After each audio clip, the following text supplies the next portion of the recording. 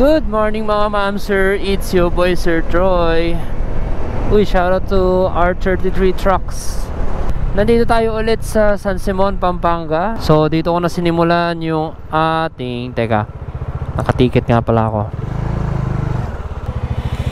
Thank you. So yun nga, nandito tayo ulit sa San Simon, Pampanga para pumunta sa Fecon Motorcycle Philippines or FKM Motorcycle Philippines. Kasi today is the first day or preparation ng aming Cordillera Level 2 at isinabay namin sa paparating na bagyong Hener. Hindi naman. So last week pa talaga namin dapat kukunin yung mga bike dito sa FKM. O, yun nga pala guys, for today's sponsor, FKM Motorcycle Philippines. So thank you so much para sa pagpapahiram sa amin ni IM Jamich ng mga bike, adventure scooters para sa aming Cordillera Level 2. At patutunayan natin na yung mga motor na yan ay kalidad na at malalakas talaga. So syempre additional sa challenges na yan ay yung bagyong paparating. Medyo malakas-lakas ng kaunti yung mga habagat na mararanasan namin dyan sa kabundukan. Dahil bukas, Tuesday, September 10, ay tatakbo na kami ni Jamich ng papuntang Baguio. So dire-diretso na yon. After namin makuha yung mga gamit or passport sa Ritz sa Baguio, ay tatakbuhin na namin yung mga checkpoint. Medyo madami yung checkpoint ngayong level 2. Taas na tubig. Oh my gosh. Tapos may mga kupal pa magmaneho ng 4 wheels. And here we are at Fecon Solid Motorcycles Manufacturing Corp. Ayan guys, oh wow, napakadaming nabawas na unit, napalitan na itong mga nasa harapan. And ito pa yung iba. So ito yung ating mga demo units. Yan, meron tayong Labi Fyro 175. And then ito yung gagamitin natin, yung ultimate na version. Meron kasi ditong parang feeling ko nasa lubong ko kanina yon. And then ito yung ating mga Venture. Ito ultimate, ito standard. Kasi basically ano lang naman, sa camera kasi ako tumitingin. And then ito yung gagamitin ni Jamich. Ayan, 180. Ito yung pinakabago nila, no? ADV or Venture ADV 180. Meron tayong Victorino. Ito, dalawa sa kanilang big bike na bago, Slick 400. And then Glider 500S, ang pinakamalupit na cruiser big bike ni FKM. And then meron din tayo ditong Falcon 400X. Ayan, merong white na 3GP, green na 3GP. And then ito, ang elegante, ang ganda, para siyang gray and violet. Tapos yung mga red na titingkad ng kulay, yung ating mga red na Venture. Ultimate yung gagamitin natin na Venture 150. Kasi nung namili si Jamich, itong 180 yung gagamitin niya. Ito sana yung gusto ko, pero since magkasama naman kami, pwede kaming magsalitan ng motor. For review lang naman. For comparison doon sa Venture 150, mas matangkad talaga ito, mas malapad ng kaunti at mas mahaba. Isa pa sa kagandahan sa kanila, mga top box ready na rin sila. Ayan, liquid charge na yung mga nila, suspension. Pang ADV talaga, mga naka dual sport tires. And then ito si ADV 180, naka spoke rims. So may review tayo nito guys, kung interested kayo sa ADV 180 natin. And then meron din naman tayo standard version. Wala pa kasi ako nitong ultimate version, pero bigyan ko na kayo ng konting info sa kung ano ba yung difference ni standard sa ultimate. Unang-una, mga dashcam. Pangalawa, traction control. Alam ko ito may idling stop system, pero parehas standard and ultimate. Parehas na may ABS front and rear. So inaayos lang ni Ma'am Dairin yung ating papers, at mamaya-maya ay inspect na natin yung bike na gagamitin natin. And sa mga nagtatanong sa atin sa vlog natin na kung yung mga motor ba ni FKM ay may mga piyesa, yes po. ere, marami po tayong pyesa. Hindi naman mabubuo yung mga bike na yan kung walang pyesa at kung walang spare parts, ano. Syempre laging meron yan kasi ang motor once na nasa market na, may mga spare parts na pong available yan. Ayan, lahat po ng yan puro po pyesa ng lahat ng mga motor ng FKM. Kung ano yung wala pa sa market means wala pa tayong stock nun, or wala pang supply nung motor or nung pyesa.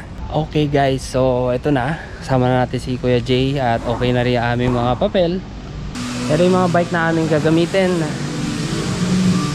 At syempre, thank you so much kay Ma'am Daireen. Ayan. Isang ADV 180 at 150 na Ultimate. Okay. Ready na kami ni IM James para bukas. Ito na yung mga bike na gamit namin. Ang ganda ng animation ng ano niya.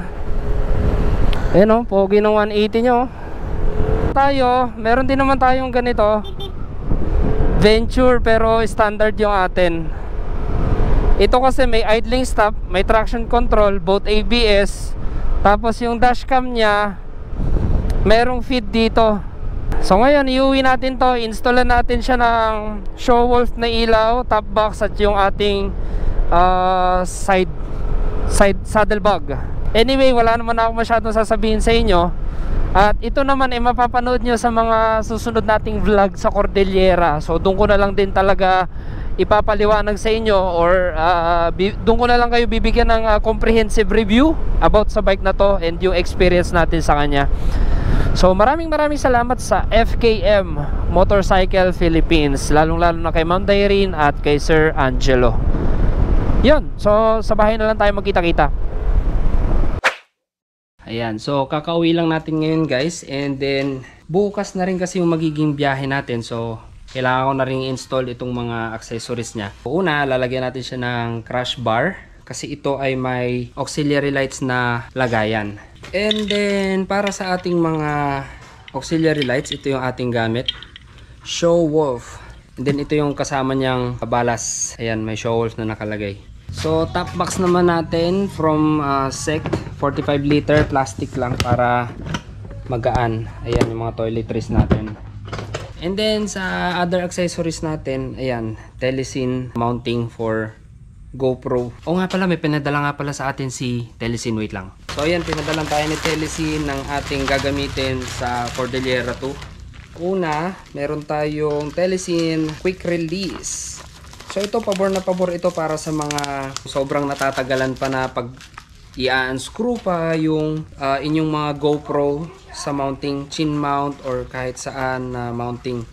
Itong GoPro quick release na to na nirequest natin sa kanila, at di-snap na lang ito. Itong maliit na piece na to nakalagay halimbawa sa mounting, tapos igaganyan nyo lang yan. Magnetic naman siya, hindi naman siya papasok hanggat ano. At yung lock, sigurado, ayan, magtitik naman siya. So may instruction naman siya dyan na nakalagay. So bali ito yung kakabitan nyo ng inyong GoPro.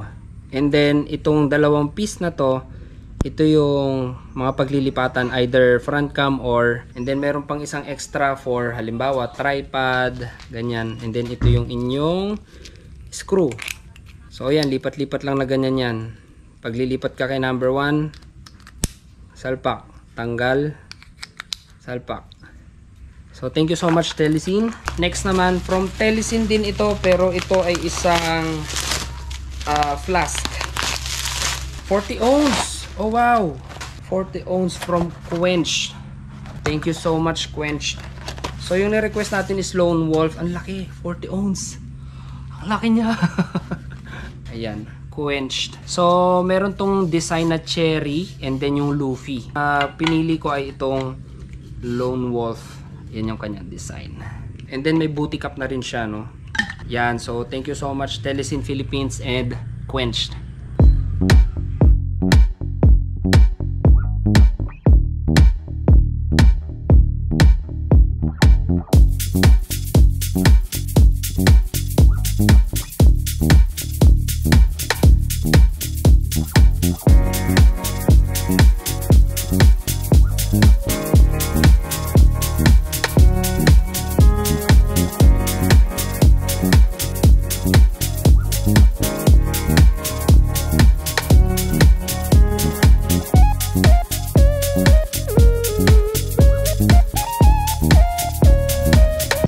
ayan guys yung ating full setup.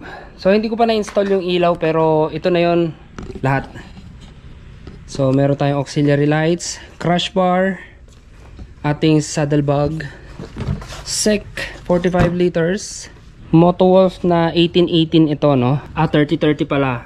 Ito yung ating U-box, hindi ko na pinaglagyan ng mga gamit pero paglalagyan natin nung ano yan, nung balas ng ilaw. So anyway, yan lang yung vlog natin ngayong araw, no? Ready na yung ating Ultimate Venture 150. So ngayon mamamahinga na lang tayo, i-double check na lang lahat ng mga gamit na dadalhin para bukas 4 AM ay sisibat na kami ni IM Jamich sa Baguio. So maraming salamat sa Fecon Motorcycle Philippines, sa Showwolf and sa Jabber Motocom. So sila yung sponsor natin para sa Cordillera Loop level 2 na gagawin natin ngayon, ano. Yun, so kung nagustuhan nyo yung video natin at kung may dagdag katanungan kayo, comment nyo lang dyan sa comment section sa baba. So like, comment, share and subscribe and hit the bell notification para updated kayo pag may bago tayong video. Ride safe and see you on my next one.